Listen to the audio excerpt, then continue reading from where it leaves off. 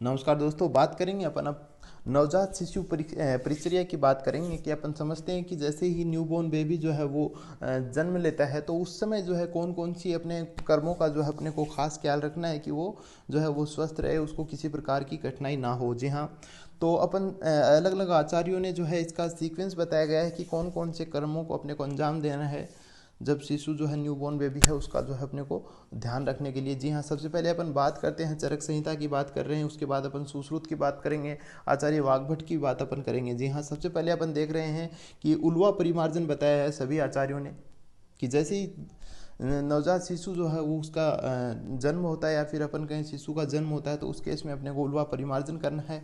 ये जो यहाँ पे लिखा है आचार्यों के द्वारा बताया गया ये सीक्वेंस है, एज इट इसी सीक्वेंस में रखना है।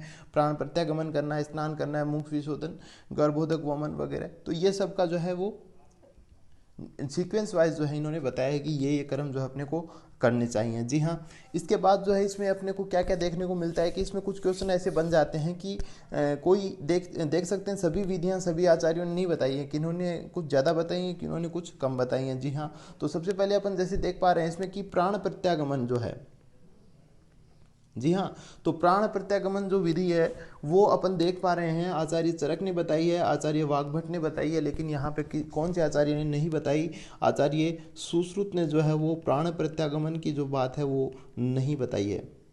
जी हाँ, तो इस प्रकार के क्वेश्चन अपने को देखने को भी मिल जाते हैं कि जो है मान लीजिएगा प्रश्न आ जाता है कि प्राण प्रत्यागमन विधि जो है कौन से आचार्य ने नहीं बताई है, तो यहाँ पे नीचे आचार्य के द्वारा जो है वो आचार्य के जो है वो विकल्प आपको ऑप्शंस आपको मिल जाएंगे, उनमें से जो है आपको टिक लगाना है। जी हाँ, इसके अलावा अपन बात करते हैं जैसे मान लीजिए कुछ विशिष्ट हो कि जैसे मान लीजिएगा स्वर्ण प्राशन है।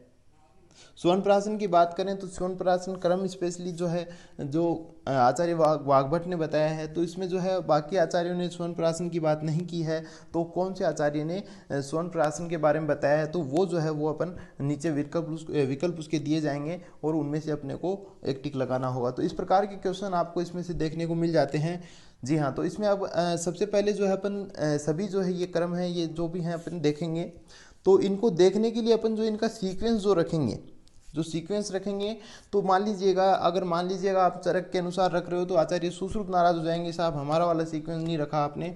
और अगर अपन ने ये रख लिया तो आचार्य वाग्भट नाराज हो जाएंगे, साहब हमारा वाला सीक्वेंस आपने नहीं रखा। तो उसके लिए अपन क्या करते हैं, अपन जो आजकल आधुनिक तौर पे जो चल रहा है, जो सीक्वेंस अपन चला रखे हैं तो वो अपन देखेंगे, ताकि ये सारे जो प्रोसेस भी आ जाएंगे और उनको अपन आधुनिक मत से भी अपन समझते चले जाएंगे। जी हाँ, तो सबसे पहले अपन देख रहे हैं अकॉर्डिंग टू मॉडर्न, अपन इनको देखेंगे, इनका जो सीक्वेंस है वो अकॉर्डिंग टू मॉडर्न रखेंगे। इसलिए जो है सबसे पहले अपन बात करेंगे नाल छेदन का, कटिंग ऑफ अम्बिलिकल कोड का। तो अपन समझते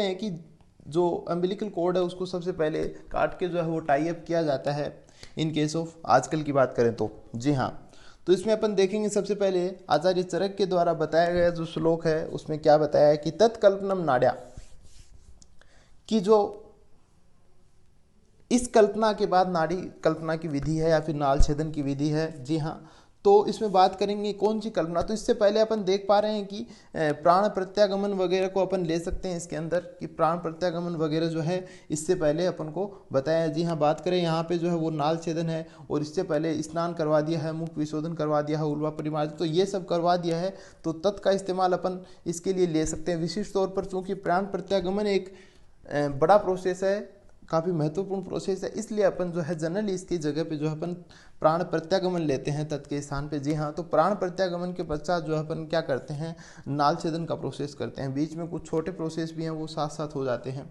जी हाँ, इसके बाद अपन देख पा रहे हैं कि सबसे पहले जो है अपन लिख सकते हैं यहाँ पे कि आचार्य चरक ने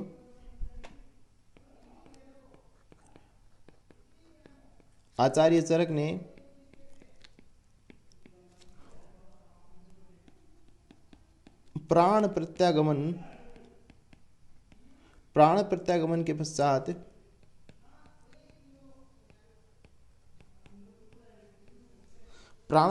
के पश्चात जो है नाभि नाल कर्तन का उल्लेख किया है।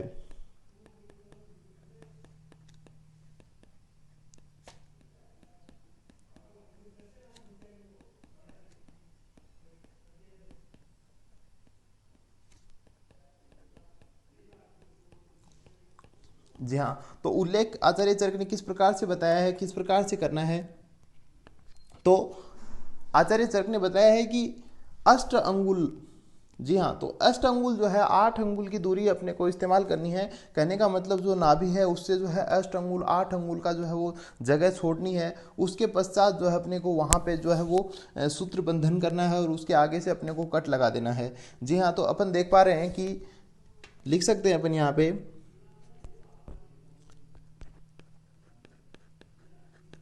नाभिनाल जो कि एम्बिलिकल कॉर्ड है कि नाभि से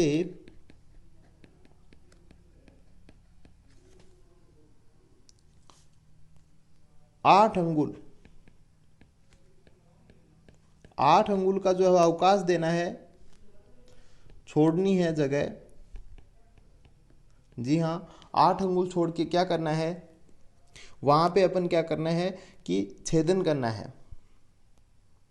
8 अंगुल छोड़कर अपन कहें चिन्ह लगा दें तथा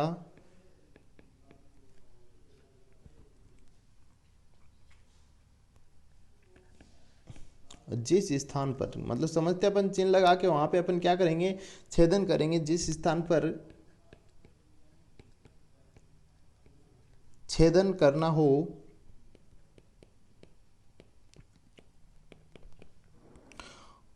वहां अपने को क्या करना है, उसे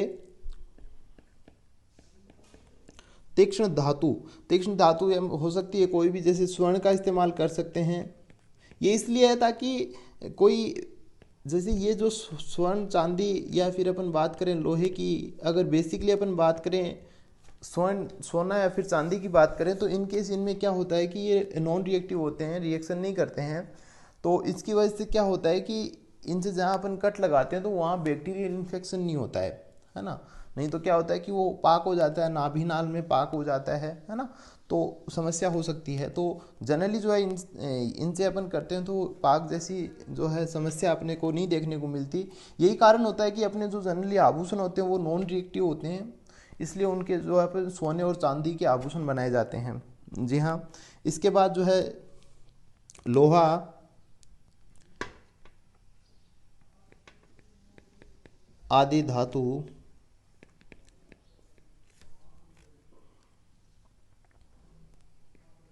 के बने अर्धधार वाले चाकू से काट दें। जी हाँ, तो ये इस प्रकार से अपने को क्या करना है कि वो अर्धधार वाला जो भी चाकू है उससे अपन जो है वो कट लगाएंगे। जो चाकू जो होना चाहिए वो स्वर्ण चांदी या फिर लोहा आदि धातु से होना चाहिए। तो अपन देख पा रहे हैं जी हाँ कि छेदना नाम अर्धधारेण छेदित। जी हाँ, अर्धधारेण कोई चाकू होगा तो उससे अपन जो है वो करेंगे। जी हाँ, अगला जो है इसके जो है अपन ने 3 स्लॉट बनाए। पहला स्लॉट ये हो गया कि किस प्रकार से अपने को कट लगाना है, किस प्रकार से धातु जो है अपने को लेनी है। जी हाँ, इसके बाद बात करेंगे, अगली लाइन है कि ताम अग्रे सूत्रणों पानी बद्धे कंठे अस्य शिथिलम सृजेत। जी हाँ, बात करेंगे अपन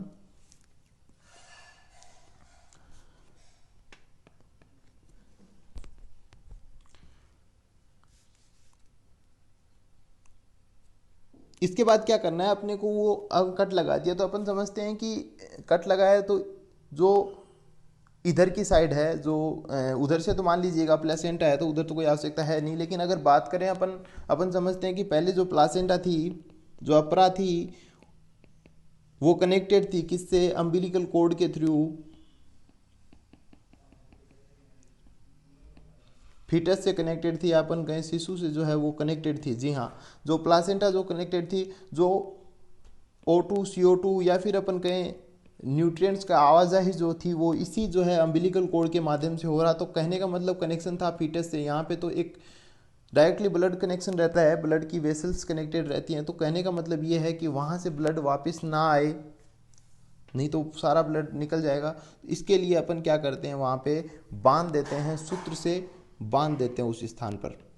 जी हाँ, तो ये अपन समझ रहे। तो उसके बाद अपने को क्या करना होता है कि इसके बाद बताया है कि ताम अग्रे सूत्र पाणिबद्धे, तो अपन समझते हैं कि वहाँ पे जो है अगले भाग को जो है वो अपने को सूत्र से बांधना है, और सूत्र को बांध के कंठस्य शिथिलम, तो इसके बाद क्या करना है कि कंठ से बांधना है, सूत्र से बांध के वो जो नाभि नाल जो है वो समझते हैं कि 8 अंगुल लंबा रहेगा, तो उसको अपन क्या करते हैं ऊपर कंठ से जो है वो बांध देते हैं ताकि वो नीचे की तरफ ना लटके। तो अपन समझते हैं कि नीचे की तरफ लटका रहेगा तो नीचे जो है वो एक्सक्रीटरी सिस्टम वगैरह है, तो अपन समझते हैं कि वहाँ से जो है मलमूत्र आदि त्याग शिशु करता रहता है। तो उस केस में क्या होगा कि जो है वो अनहाइजीनिक हो जाएगा, थोड़ा सा वहाँ पे जो है थोड़ी बहुत गंदगी होने के चांसेस रहेंगे। तो उसके लिए क्या है, गले की तरफ बांधा जाता है ताकि वो नीचे ना लटके। जी हाँ, तो ये इसके बाद क्या करना है अपने को, सूत्र बंधन जो है वो नाभिनाल का कर देना है। इसके बाद तीसरी बात आगे आ रही है, तस्य चेनाभि पच्चेत। इन केस अगर ऐसा होता है, तस्य चेनाभि पच्चेत, किसी केस में अगर नाभि का पाक हो जाता है ना, तो उस केस में अपने को क्या करना है कि ताम लोद्र मधु प्रियंगु सुरदारु अरिद्रा कल्क सिद्धेन तेल अभ्यजयात ऐसा में तेल औषधनाम चूर्ण आव अवचूर्णयत। जी हाँ, तो अपन बात करेंगे कि अगर किसी केस में नाभि में पाक जैसी परिस्थिति उत्पन्न हो जाती है, कि अपन लिखेंगे कि यदि नाभि पकने लगे तो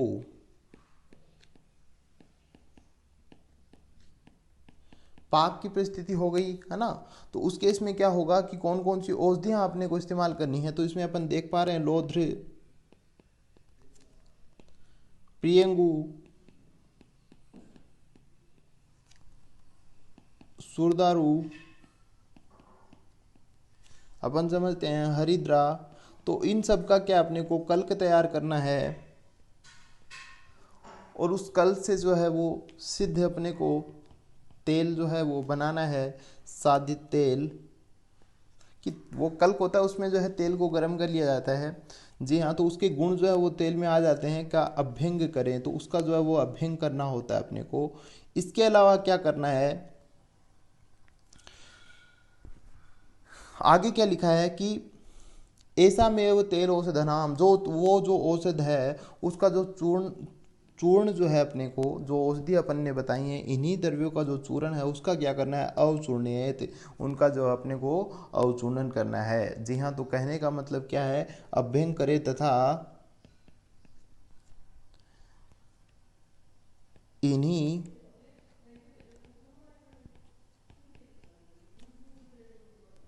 द्रव्यों के चूर्ण का पके हुए भाग पर अवचूर्णन करें। जी हाँ, तो उस पे जो है अपने को वो चूर्ण जो है अपने को डालना है। जी हाँ, तो ये बात हो गई अपनी। आचार्य चरक ने जो है वो क्या कुछ बताया है, उन्होंने सबसे पहले अपने को ये बताया कि किस प्रकार से 8 अंगुल के गैप पे जो है अपने को चिन्ह लगा के वहाँ पे कट लगाना है, और उसके बाद जो अपने को सूत्र बंधन करना है। और अगर इनकेस अगर पक जाता है कि पाचन हो जाता है, वो कहने का मतलब वो उसमें कोई इन्फेक्शन हो जाता है, तो उस केस में कौन कौन सी औषधियाँ जो है वो कारगर रहेंगी, तो ये आचार्य चरक ने बताया। इसके बाद जो है ये श्लोक काफ़ी बड़ा है, इसकी याद नहीं हो पाएगा, तो इसको ऐसे डायरेक्टली अपन समझ सकते हैं। इसके बाद अपन बात करते हैं आचार्य सुश्रुत की, अपन बात करेंगे। जी हाँ, तो इन्होंने छोटा ही बताया, कुछ ज़्यादा नहीं है, छोटे में सारा समझा दिया है कि ततो नाभिनाड़िम अष्टंगुलमस्य सूत्रेण बद्धवा छेदेत तत्सूत्रेकदेशम च कुमारस्य ग्रीवायाम सम्यक बग्न्यात्। जी हाँ, इसमें बात करें अपन कि आचार्य सुश्रुत ने बताया है कि किस प्रकार से जो है अपने को, सबसे पहले अपन ने बात की थी, अपन ने देखा है कि आचार्य चरक के लिए अपन ने इस्तेमाल किया था कि प्राण प्रत्यागमन जो विधि थी उसके बाद जो है वो नाभिनाल कर्तन का जो है वो वर्णन किया है। लेकिन आचार्य चरक ने भी सुश्रुत ने भी तत्व शब्द इस्तेमाल किया है। तो यहाँ पे जो तत्व है उसका मतलब क्या है कि अपन समझते हैं कि प्राण प्रत्यागमन तो आचार्य सुश्रुत ने नहीं बताया है, तो इन्होंने जो है अपन समझते हैं पिच उदाहरण बताया। आप देखेंगे अपन ऊपर चल के देखते हैं कि ये देखिएगा, ये नाल छेदन है, इससे ऊपर का जो प्रोसेस है वो अपन पिच उदाहरण ले सकते हैं। जी हाँ, तो आचार्य सुश्रुत जो हैं इन्होंने क्या, पिच उदाहरण के पश्चात, ये इसलिए अपन लिखते हैं ताकि अपने सीक्वेंस याद हो जाए। पिच उदाहरण के पश्चात नाल छेदन का वर्णन किया है।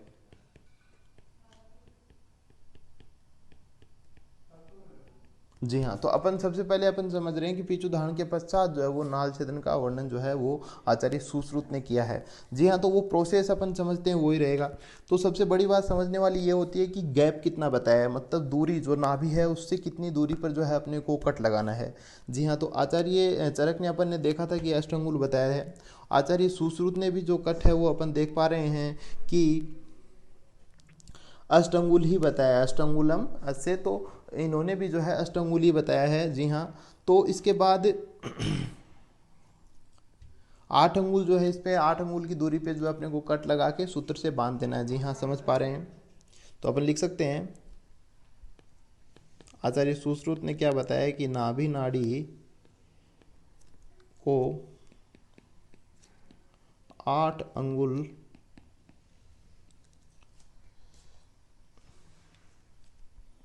की दूरी पर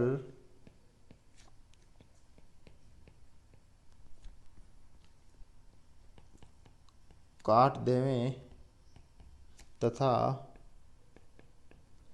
सूत्र बंधन करें। पहले जो है, या फिर अपन कहें पहले जो अपने को सूत्र बंधन करना है, अपन कह सकते हैं कि 8 अंगुल की दूरी पर सूत्र बंधन करें। इसमें क्या है कि सबसे पहले लिखा है अष्टांगुल सूत्रेण बद्धवा। जी हाँ, तो पहले सूत्र बांधा है, उसके बाद जो है वो छेदेत। जी हाँ, तो उसके बाद जो है वो छेदन करना, तो सूत्र बंधन करें तथा काट देवें। तो अपन समझते हैं कि पहले अगर कट लगा देंगे तो वो ब्लड जो है वो आउट हो जाएगा, तो पहले सूत्र बांध ले, ब्लड की जो सर्कुलेशन रुक जाएगा। जी हाँ, इसके बाद अपन बात करें, उसके बाद आचार्य सुश्रुत ने बताया कुमारस्य ग्रीवायाम सम्यक बदनिया। तो इसके बाद जो है वो साथ साथ जो है उसको क्या करना है, जो कुमार है उसके जो है ग्रीवा है, गर्दन है, उससे भी उसको बांध देना है। तो कंसेप्ट वही है कि कहीं ना कहीं कोई अनहाइजेनिक सिस्टम ना हो, कहीं ना कोई गंदगी ना हो, अपन समझते हैं। जी हाँ, तो इसमें अपन जो है आचार्य चरक और सुश्रुत की बात की है अपन ने, तो अपन आचार्य वाग्भट की भी अपन देख लेंगे, लेकिन उसमें चूंकि जो मुख्य तौर पे हैं अपन आचार्य चरक और सुश्रुत को लिए चलते हैं, इसलिए अपन जो है वाग्भट का भी सिंपली अपन देख लेते हैं। जी हाँ, तो अगर बात करें अपन, उन्होंने कुछ जो विशेष बात कही है, हालांकि अपन समझते हैं कि नाभि नाल कर्तन की बात हो रही है, नाल छेदन की बात हो रही है, तो लगभग यही बातें होंगी। उन्होंने कुछ अलग बताया इन आचार्यों से, तो वो अपन देख लेते हैं, ताकि किसी प्रकार का अगर कोई प्रश्न आता है तो वो अपन सोल्व कर सकें। जी हाँ, तो अपन देखते हैं आचार्य वाग्भट ने क्या बताया है। वाग्भट ने देखिए एक बात तो ये बताई है कि सबसे पहले तो प्राण प्रत्यागमन बताया, उसके पश्चात इन्होंने भी नाल छेदन का वर्णन किया है। जी हाँ, तो प्राण प्रत्यागमन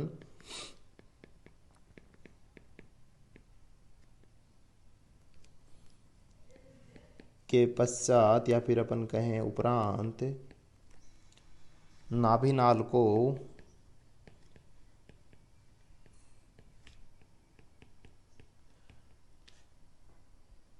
चार अंगुल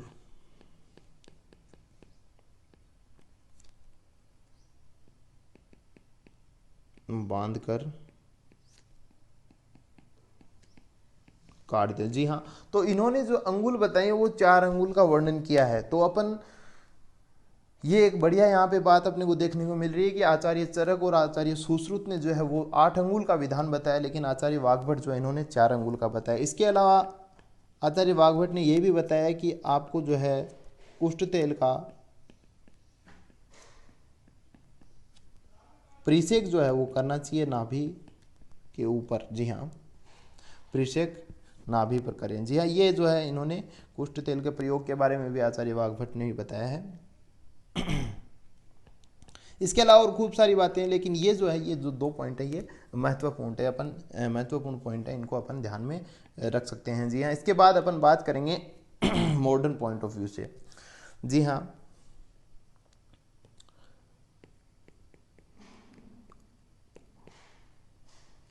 अकॉर्डिंग टू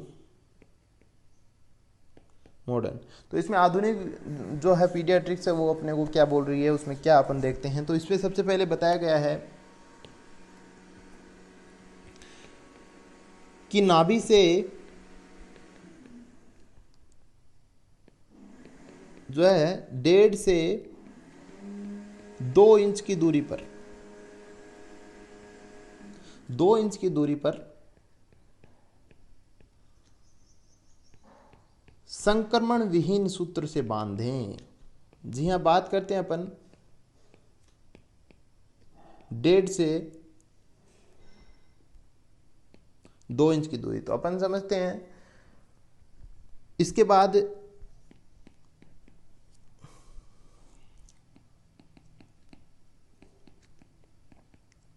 तो यहां पे बांध देते हैं, और फिर अपन समझते हैं कि जो कट है वो तो अपन करते ही हैं। जी हाँ, तो इसके अलावा जो है कोड क्लैंप का भी इस्तेमाल होता है। आजकल जो है कोड क्लैंप का इस्तेमाल होता है।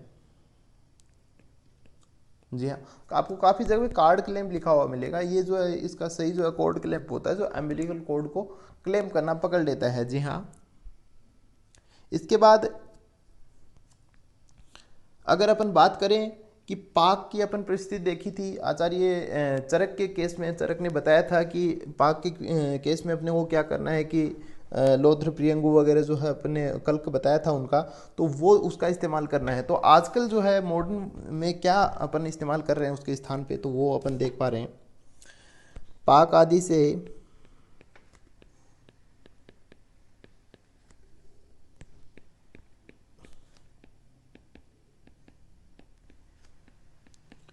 बचाने के लिए ट्रिपल डाई, जी हाँ, आपको देखने को मिलेगा ट्रिपल डाई का प्रयोग होता है, स्थानीय प्रयोग। जी हाँ, इसके अलावा अपन जैसे नॉर्मल अपनी बैक्टीरियोसाइडल होती है, एंटीबायोटिक होती हैं, तो वो इनका भी इस्तेमाल कर सकते हैं। तो अपन समझते हैं कि छोटा जो है इन्फेक्शन होता है पाक होना, तो वो अपन जो है स्थानीय प्रयोग वाली जितनी भी होती हैं उनका अपन पॉलीमिक्सिन वगैरह होती हैं, इनका प्रयोग अपन कर सकते हैं। जी हाँ, क्वेश्चन अपने दिमाग में यह आता है कि ट्रिपल डाई क्या है, तो अपन थोड़ा सा जो है ट्रिपल डाई आपको नाम याद रखना है, फिर भी अपन देख लेते हैं कि ट्रिपल डाई होता क्या है। तो ये एक एंटीसेप्टिक क्रीम जैसी होती है, एंटीसेप्टिक क्रीम होती है। जी हाँ, ट्रिपल डाई एंटीसेप्टिक होती है। और इसमें अगर बात करें बेसिकली, तो ये ट्रिपल डाई अपन समझते हैं ये जो बर्निंग वगैरह हो जाती है, कहीं कुछ जल जाए, उस केस में भी ट्रिपल डाई का प्रयोग होता है। लेकिन वैसे जनरल जो है वो जनरली जो है वो बैक्टीरियोसाइड के लिए इस्तेमाल होती है। जी हाँ, और इसमें जो है ट्रिपल डाई का मतलब ये होता है कि इसमें 3 कलर देती है। डाई मतलब कलरिंग होता है, जेंटियन वॉयलेट, ब्रिलियंट ग्रीन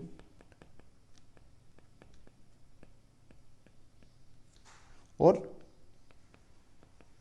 एक्ट्रीफ्लेविन। जी हाँ, ये कलर होते हैं। हालांकि आपको ये सब याद करने की जरूरत नहीं है, तो आप यहाँ पे आए हो तो थोड़ा सा कोई ऐसे ही हो जाए दिमाग में, खुद के दिमाग में भी क्वेश्चन आ जाए, या फिर कोई अपने से हो सकता है पूछ भी ले कि ये क्या चीज़ होती है, तो उसमें अपन थोड़ा सा अपन उसको बता सकें, तो उस चीज़ के लिए बताया जा रहा है ट्रिपल डाई।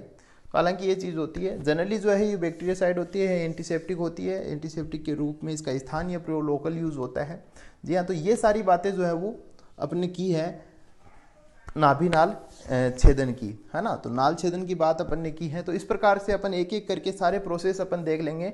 फिलहाल जो है अपन यहीं पे इसको ख़त्म करते हैं। इसके बाद अगला जो है अपन मुख विशोधन वगैरह इस प्रकार की चीज़ें अपन लेंगे। इसमें कोई भी आपको किसी प्रकार की अगर आती है प्रॉब्लम तो आप ज़रूर पूछ सकते हैं, कोई दिक्कत नहीं है।